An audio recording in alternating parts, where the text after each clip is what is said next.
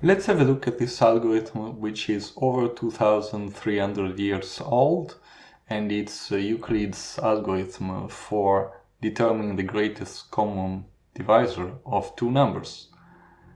It's based on the fact that if a number divides other two numbers, it divides also their difference. And if you don't see that, just try to think of it in concrete terms.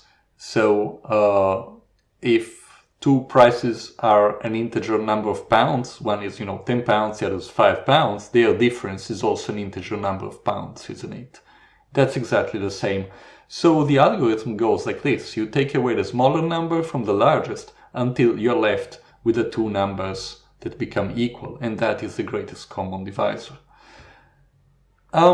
So we can put it in a function, and here it is. I call it Euclidean, and it takes two numbers and as its arguments.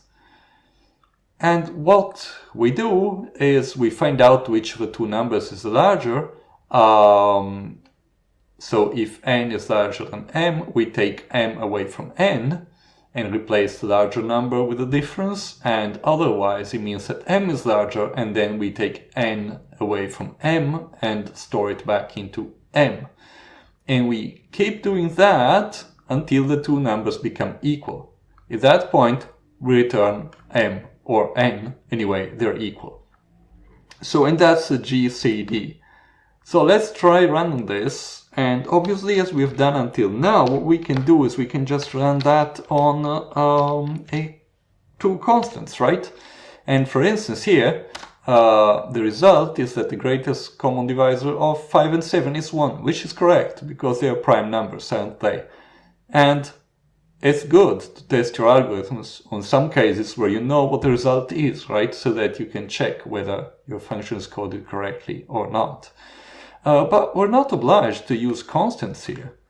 We can actually have, our operand stored in two variables, and we can call the function with those two variables as arguments. And here we see the result, which, by the way, is what you would expect.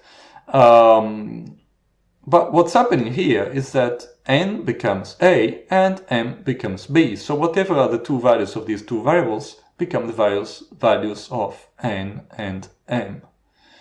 Now note that in this function we are changing n and we are changing m.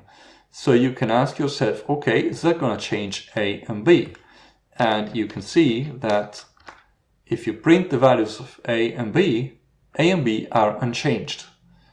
So any changes you make to m and n within the function does not affect the actual parameters that you used when you call the function. And this is a great feature that allows you to isolate your main code from side effects of what is done within the function.